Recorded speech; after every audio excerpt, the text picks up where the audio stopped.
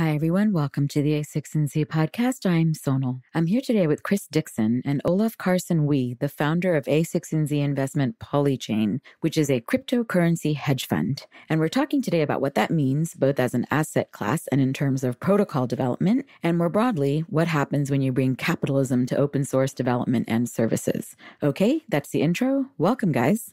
Olaf, if you don't mind, if people don't know what a cryptocurrency hedge fund is, maybe you could explain what that is. Yeah, break it down, actually, Yeah, for us. absolutely. So Polychain Capital manages a hedge fund that invests exclusively in cryptocurrencies. And by the way, are there a lot of cryptocurrencies? Because the only ones I know of are like Bitcoin. So you've probably only heard of Bitcoin. Yeah. Maybe you've heard of Ethereum. There are hundreds of others. Like, I remember hearing about Dogecoin and things like that. Does that count as like a that cryptocurrency? Counts. Exactly right. Okay. And new ones are launched all the time, much more than you might think. So in March alone, there have been about 15 launches of new cryptocurrencies. Of new cryptocurrencies. Yeah. Holy shit. So instead of investing in companies that are building on top of these protocols, we invest directly into the protocols. So we take equity ownership of protocols instead of taking equity ownership of companies.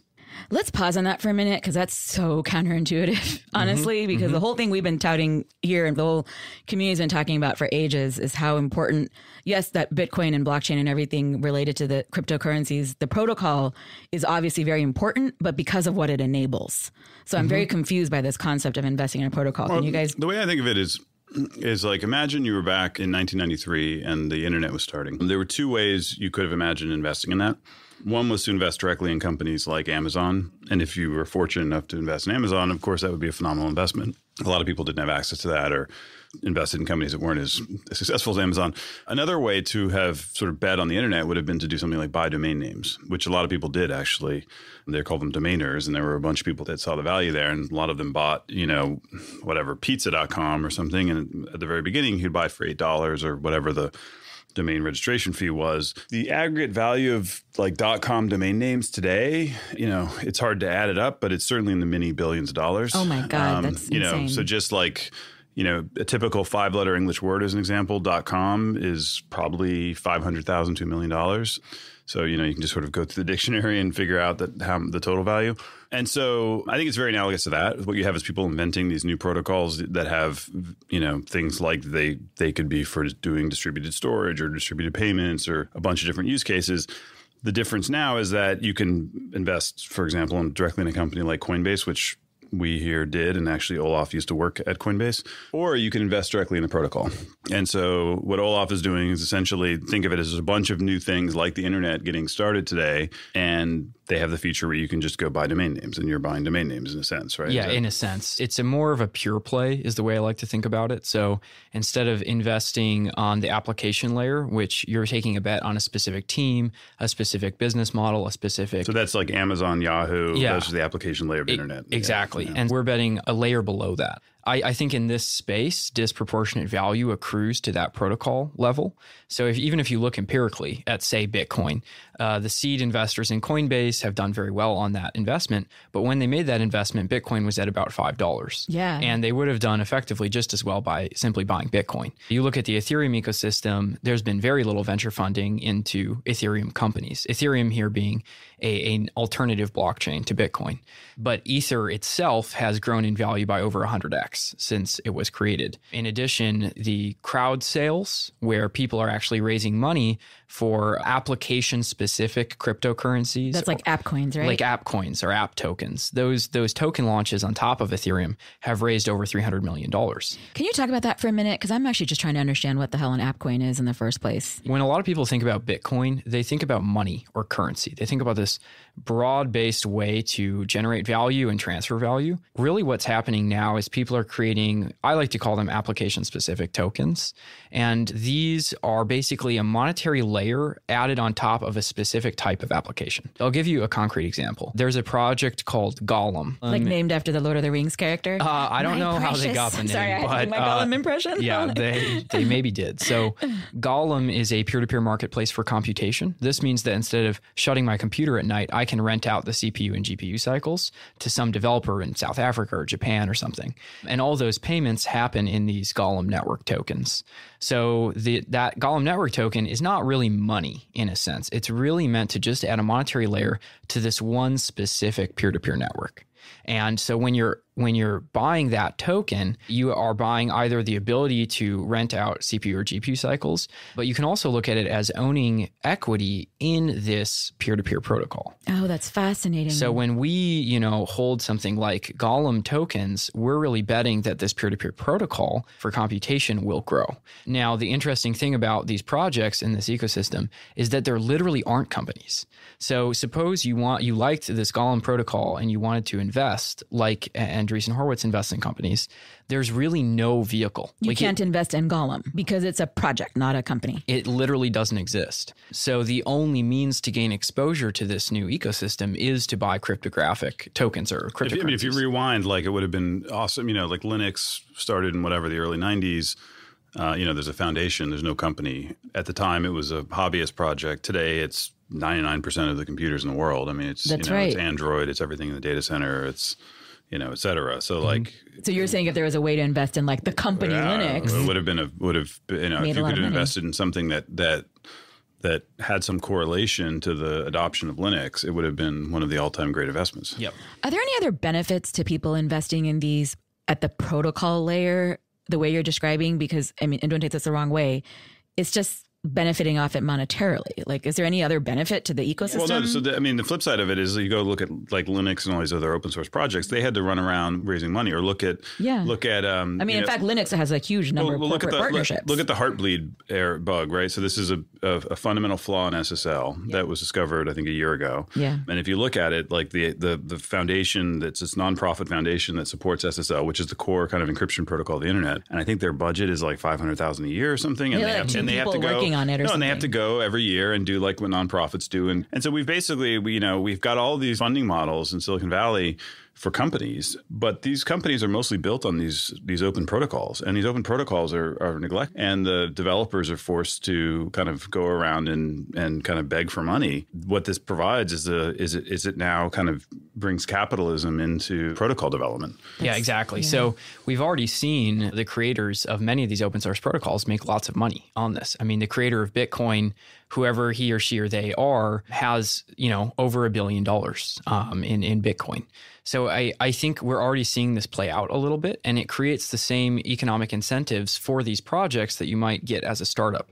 So when you look at, taking Golem's crowd sale as an example, when they launched this Golem token network, they raised $9 million in 19 minutes. They now have $9 million cash to hire developers, pay for offices, things like that. And that looks very much like a Series A round of fundraising. They also kept an 18% equity ownership in the network they're building. So they have the same kind of economic model that you might see at a startup like Coinbase, where as an employee, you have equity and you have salary.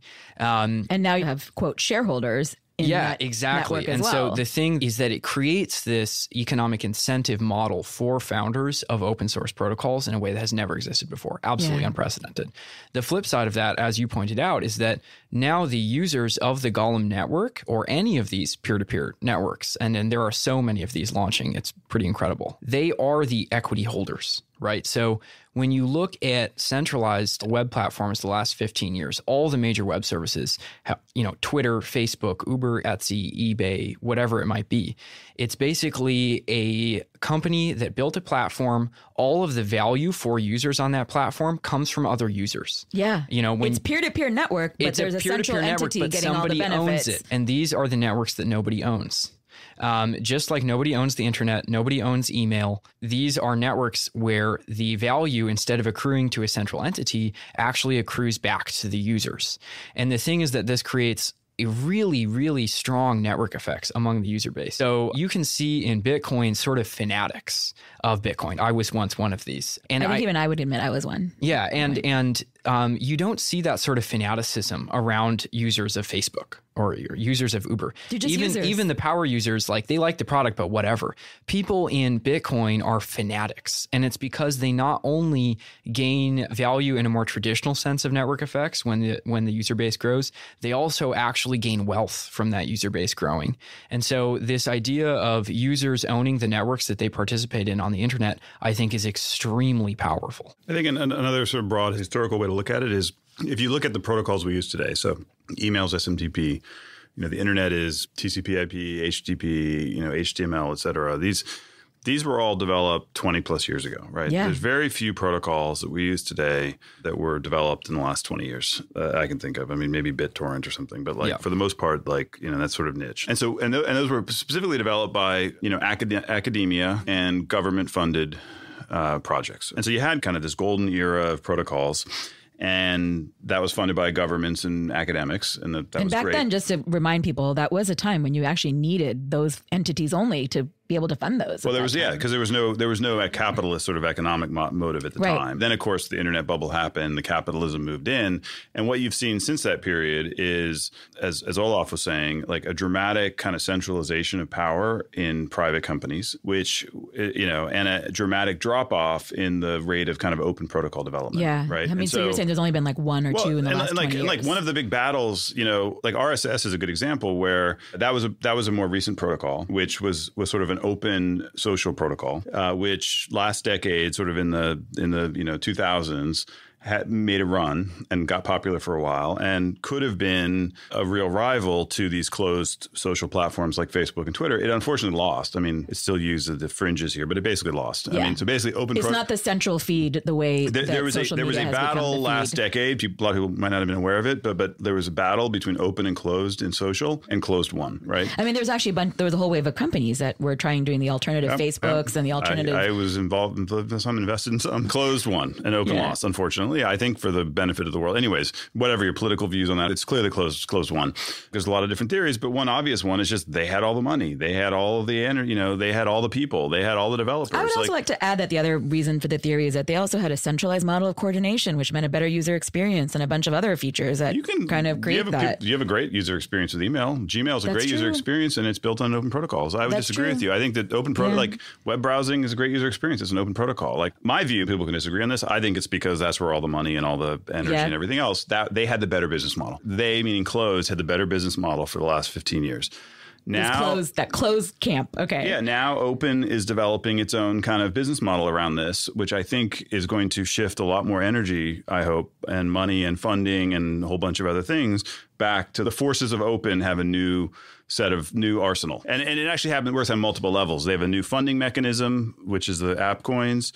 They have just new infrastructure, which is things like, kind of the blockchain mining infrastructure, which is the first time we've seen an example of, we've had open source software. We've never had open services. So these are services, OpEx, running. So basically, it's effectively, it's a public AWS is what you should think of as the miner network.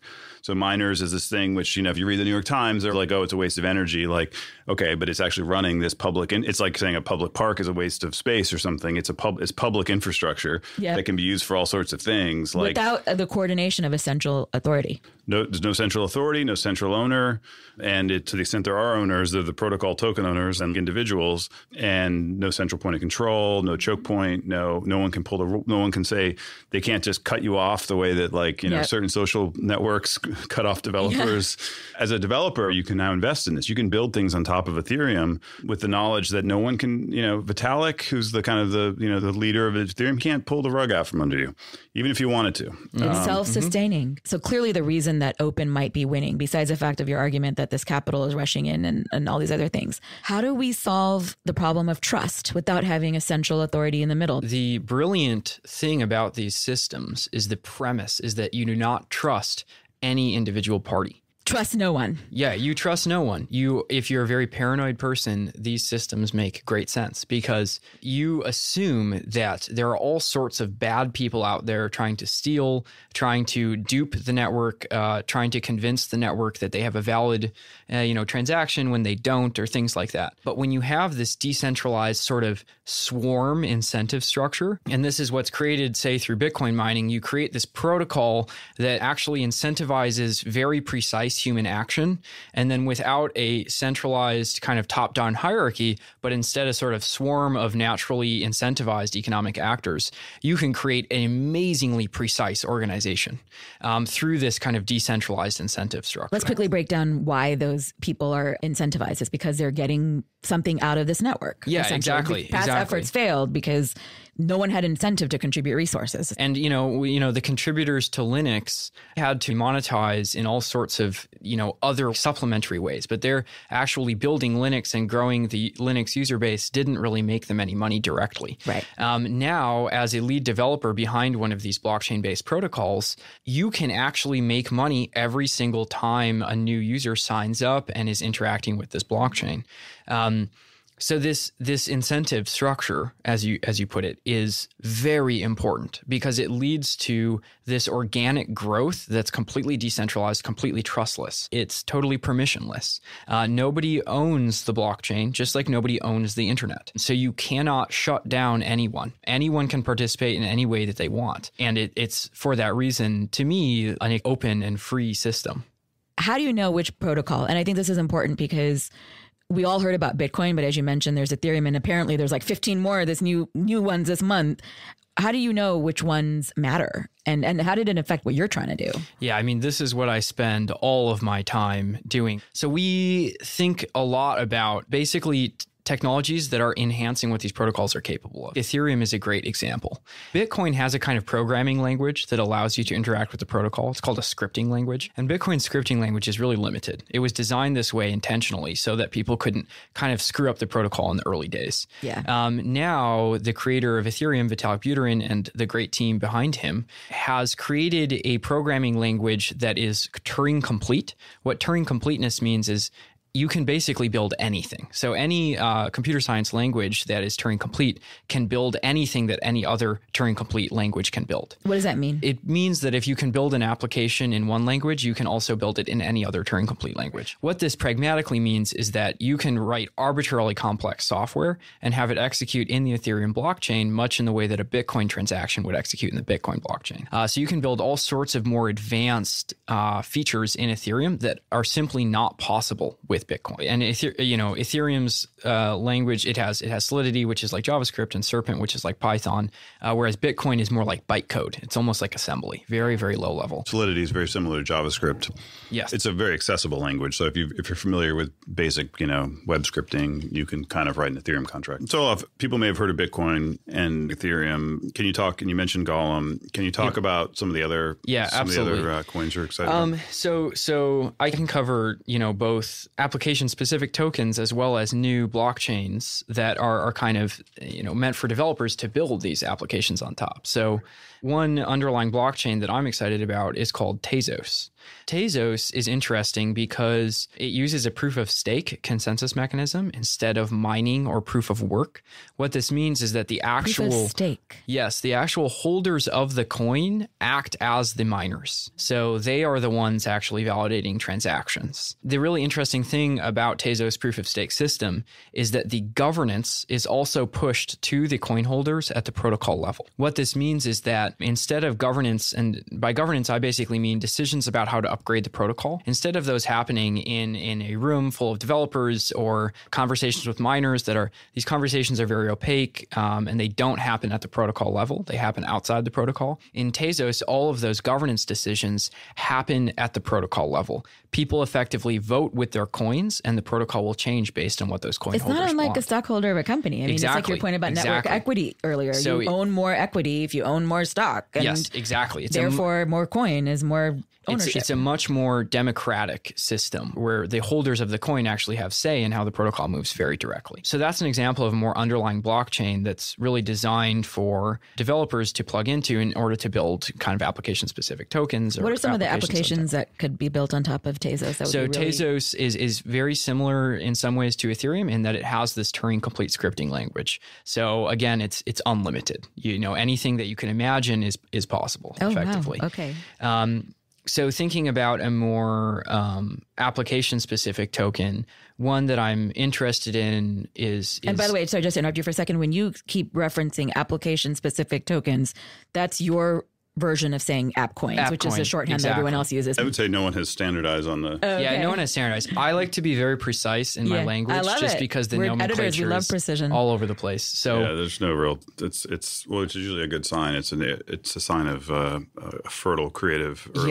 Yeah, exactly. If no one knows what to call something, it means it's new. So that's right. So in this fertile days, you're saying application-specific tokens, which can also be AppCoin.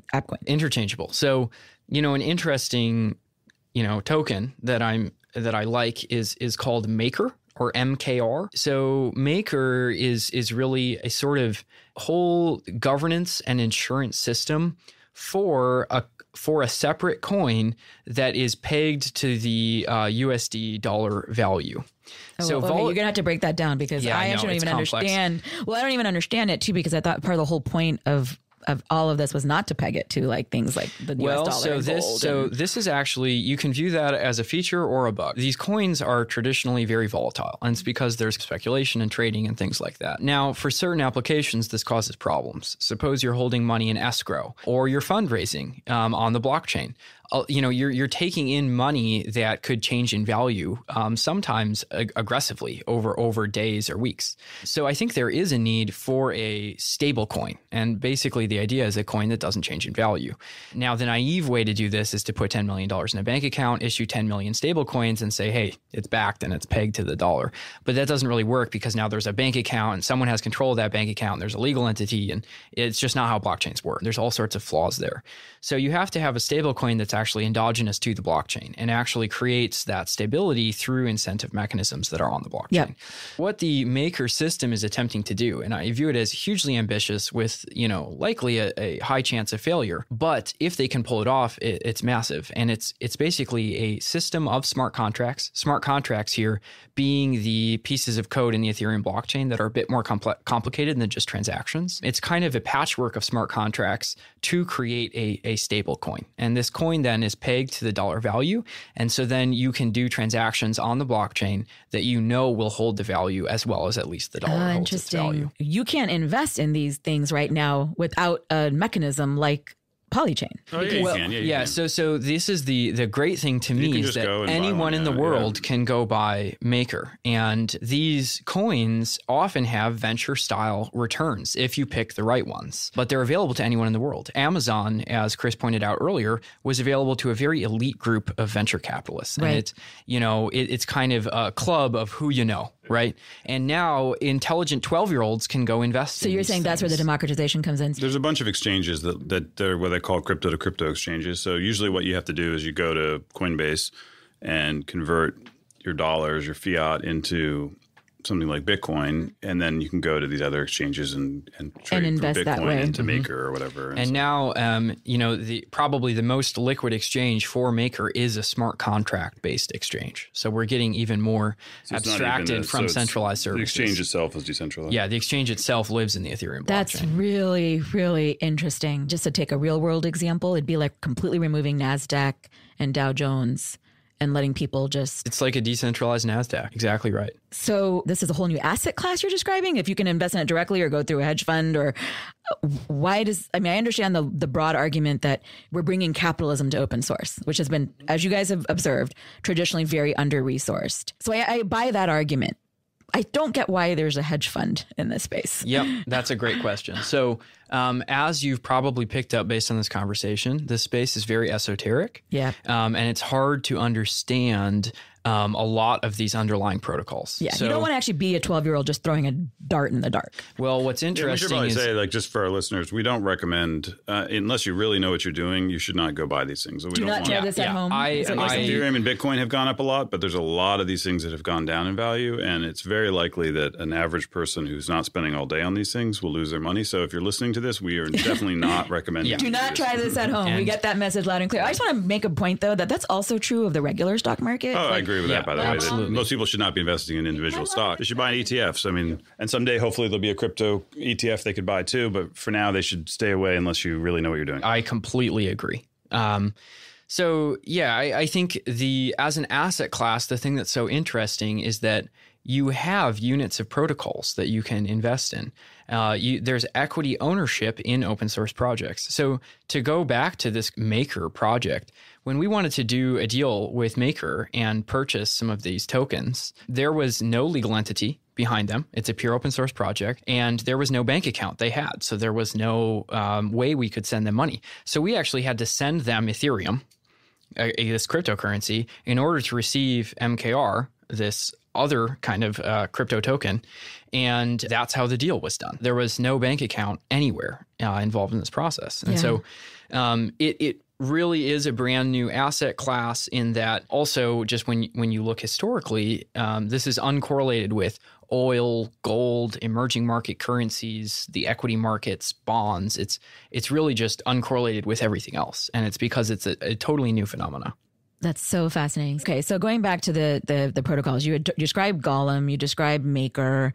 What are some of the other interesting ones? And how do you tell what's interesting? I mean, I know we're saying don't try this at home, but just how do you tell? So what we do is we read white papers religiously. So these white papers are formal specifications of how the protocol should work. Yeah, I mean, Satoshi Nakamoto wrote the original white paper. Exactly. There's Vitalik's famous Ethereum white paper. Yes. They all start off as beautiful white papers. They specify how the protocol should work. And then we want to talk to the founding team. So we'll talk to the developers and make sure that they have a good sense of actually how to build this. But what we're interested in more broadly is a stack of technologies that can recreate a lot of the centralized services we see on the web today, but in a decentralized manner. So when you look at, we talked about earlier, these centralized platforms that connect to different people, they're built on a massive stack of web technologies. And so they have like the DNS system, which maps .com domain names into IP addresses, and they have a server client architecture that they're built on. So we need to recreate all of those slices of that centralized web stack in order to build Twitter the protocol and Uber the protocol that can actually compete with these centralized companies. So right now, a lot of what we're interested in is those kind of low levels of the decentralized internet stack. Sort of the fundamental building blocks that allow you to repeat this like AWS, everything that you can do that launches spawns the next generation of great companies. There are projects related to Ethereum, IPFS or the interplanetary file system, which has kind of a silly name, but is actually a really sophisticated piece of technology to build a decentralized server architecture. Yeah. There's also Swarm, which is a kind of a similar project on Ethereum that helps you build decentralized apps. Like the domain name system or DNS, there's ENS, the Ethereum name system, that maps .eth Ethereum domain names to smart contract cryptographic addresses. This whole underlying stack of technologies needs to be in place before a lot of these application-specific tokens that are more user-facing, like normal person-facing, can really flourish. So we're investing in a lot of these things that are part of the low levels of that internet stack, as well as what I might call the middleware. So something like Golem, for example, is a computing platform on top of Ethereum, but even Golem is a product for developers. It's not really meant for normal people. But using, say, Golem and say, Filecoin, which powers the IPFS system, developers can build more complicated emergent applications. Right. I mean, in Golem's tools. Case, you're essentially reallocating GPU resources that are unused. Yes, exactly right. And so you can do all kinds of things. Yeah. And so then, it's too early still, in my opinion, for really viral end user app coins or app tokens. So I think that's a lot of what we're thinking about is what technologies will enable that. And that's what we want to invest in right now. Okay. So assuming that this becomes a real asset class, that we really are bringing capitalism to open source and all the wonderful mechanisms that come with it, what are some of the challenges and obstacles that have to be overcome? These are brand new technologies. So these aren't facing just a market challenge. These are hard technology challenges, as in no one knew that something like Ethereum was possible. It's not that it was just a matter of time, right? We're actually creating things that previously did not exist, and some of the things will fail because they are literally impossible. So these are hard technology challenges where you're actually sometimes making a bet on something that it could turn out is not even really feasible. I think we need literally thousands of brilliant technologists around the world to come together in order to build this decentralized web stack. That's a massive challenge. Luckily, I do think that the space, because of groups like Polychain, is seeing more and more capital available to build these great projects. So I do view it just as a matter of time until these things very quickly become kind of, or rather are building the next era of the internet. I have to ask a tough question, which is, there's so many stories in the media and in the developer communities around forks and conflicts and frankly, open source is a bunch of people working together. At the end of the day, we can talk about technology, but it's humans coordinating to work and develop code and for building something. Are there any challenges that are unique to this world that aren't played? Because I think of like having a manager. By the way, there are no politics or disagreements at media companies. Yeah. Let me just say that is absolutely not true. Or any other private corporation. Large groups of people have politics and disagreements. Yeah, and I think the only difference is that the arguments happen in public. The corporate board might have just as large of an argument, and one side fails, but the shareholders never hear about that. You're right. You're very right. In this case, these are literally on public forums, on mailing lists that anyone has access to, IRC channels that anyone can join. I have to ask one more question, though, around like conflict resolution, because when I think of a centralized, how does conflict resolution, like if you have a group of people trying to design the front. It's all built into the protocol. So like in Bitcoin, there's the miners through their hashing power essentially vote on what solution they believe in. Mm-hmm. And some of the things that we're investing in are alternative governance mechanisms. Oh, that's fascinating. Like that project Tasos I mentioned allows one coin, one vote kind of democracy style voting on how the protocol should upgrade. So what comes next? If this becomes an asset class, there should be more players like this in this space and a lot more activity. What does that mean? Like what comes after this? I think we'll see a lot of competition as other people kind of catch on that this is a new and growing asset class. Don't get mad if this podcast makes that happen. That's totally fine. By the time there's lots of competition, that means that the Polychain fund has done well. But the long-term vision for me that really matters is a web that is owned by the users of the web. Yeah. I think there's massive problems around privacy and data mining and sort of pseudo monopolies that exist on the web today. And I think right now we're seeing a wave of technologies that could swing the pendulum all the way in the other direction. You really own your data. You decide what to share with services, and those services are ultimately peer-to-peer protocols that are owned by the users. So all of the wealth that's been generated by venture capitalists and entrepreneurs of centralized companies, I think will get pushed back to everyday investors who have access to all of these things, and that all the value that accrues will go to the early adopters and users of those platforms and protocols instead of to the people that kind of own these web platforms. Part of this is that it's going to have emergent behaviors that show up that we have no way to predict. Is there anything that you can anticipate, though, that might happen after that reality hits us? Yeah, it's very easy to compare what's happening right now to these centralized web platforms, right, exactly, because it's what we know. Right. But just in the way that the internet was not simply a digital library, right? It actually enabled much, much more than that.